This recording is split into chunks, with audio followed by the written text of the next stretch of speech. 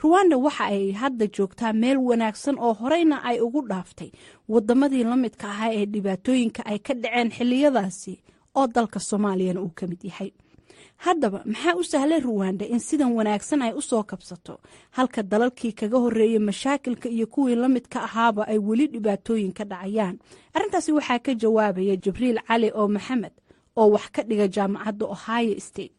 waxyaabaha u sahlay dalkaas ruwanda inuu kasoo kabsado xasuuqaas isaga ah waxaa ka mid ah dhowr arrimood baan ka xusi karaya. midda koowaad waa runtii ninka hadda madaxweynaha ka ah oo Paul Kagame iyo jabhadiisii xukunka la wareegtay oo si adag dalka arrimihiisa gacanta ugu dhigtay. tusaale ahaan dalkaas waxaad ogsoon tahay sida iyadoo Kagame lagu ammaano inuu dhaqaalihii dalka horumariyey, inuu shaqooyin abuuray, inuu dalkaas hogaamin fiican u sameeyey, inuu musuqi la dagaalay, haddana wuxuu sameeyaa caburin dhanka saxaafadda ah, dhanka mucaaradka ah, isaga oo kaashanaya waayo aragnimadii xasuuqaas oo ay qayb ka qaateen saxaafaddu, qayb ka qaateen siyaasiyiintu, ayuu wuxuu ka hortagaa wax walba oo loo qaadan karo in shacabka lagu kicinayo ama lagu kala qaybinayo. marka xukunkaas adag oo keenay in maaragtay dalkii uu si wanaagsanna u maamulo oo dhaqaalihiisi kobciyo sanadkiiba 8%. xukunkaas isaga ah wuxuu keenay in runtii dalkii uu isku dhinac u jeesto oo uu noqdo dal tusaale loo soo qaato marka laga hadlayo horumarka. marka laga soo tago dhinaca soo kabashada ee xasuuqaasi dhacay, dhaqaalaha ayaa ka mida meelaha ay ruwanda horumarka ka samaysay. haddaba maxaa u sahlay ruwanda in ay horumar ka gaarto dhaqaalaha islamarkaana dhaqaalaheedu uu ka mid noqdo mid ka mid a dhaqaalaha qaaradda afrika ugu korinshaha horeeya? waa kan Professor Xuseen Warsame oo wax ka dhiga jaamacadda Calgary ee dalka Canada. 3 arrimood oo dhaqaalayahanada adduunka ee horumarku imika isku raacsan oo ah kow inaad marka hore xooga saarto inaad dhaqaale degdeg abuurto oo inaad yarayso faqriga oo waliba aad ku bilaabayso inaad yarayso kala sareynta dadku kala sareeyo. Mesela dumarka oo kale oo la yeesayay oo dhulka la dhigay ayuu kor u soo qaaday markiiba oo soo gaarsiiyay baarlamaanka inuu xoog ku soo geliyo. kalamu tashano ma orin 30% aanu taaglaano Soomaaliya oo kale u taaglaaday kalamu tashanin markiiba wuxuu way suura gelaysaa saan laga dhigayaa waa la sinaanay 100%.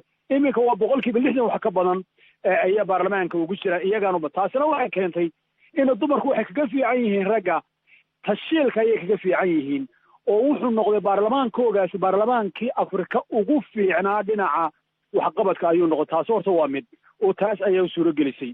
labaad wuxuu sameeyey wax la yiraahdo ma garanaysaa qorshe 20 sano ah oo isagoon eegaynin waxa la yiraahdo dimuqraadiyad iyo umuurahan kale. dimuqraadiyad sax isagu ma laha, xoog isagu wuxuu saaray nabad iyo dhaqaale ayuu saaray. ruwanda waxaa la sheegaa in hoggaankeedii adkaa uu dhaliyay guusha horumarkeeda. haddaba hanaan sidee ah ayay ruwanda u isticmaashay ama ay ku dhaqantay si ay dhabaha guusha cagta u saarto? waa kan mar kale Jibriil. runtii qowmiyadaha wada noolaanshahooda Hutuga iyo Tutsiga waxa la xasuuqay oo xasuuqa aadka loo geystay waxa ahaa qowmiyada Tutsiga. runtii wax xukunka qabsadayna waa Tutsigii. dabcan marka la eego wada noolaanshahooda hadda tusaale ahaan dalka Zaire dalkii la oran jiray ama Congo Democratic Republic of Congo waxaa ku nool dad badan oo Hutu ah oo ama qaxooti ah ama deegaan ah.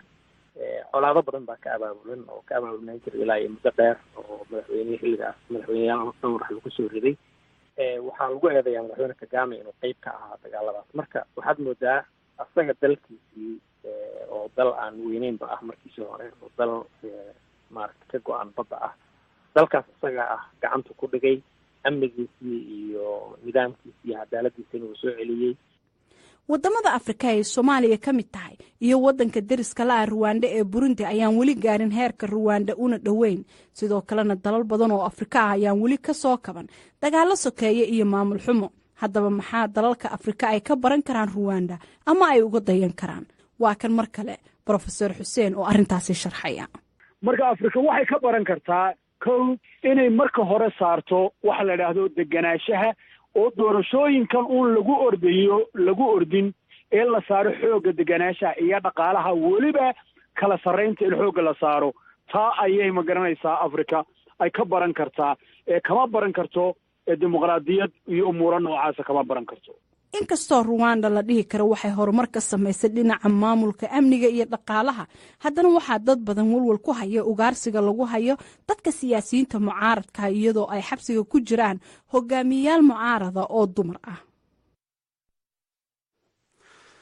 aad buu mahadsantahay Falastiin Axmed Iimaan oo warbixintaasi ku saabsan dalka Rwanda 25 sano kadib dagaalkii sokeeye nooga diyaarisay halkaad ka dhegeysanaysaana waa VOA Washington.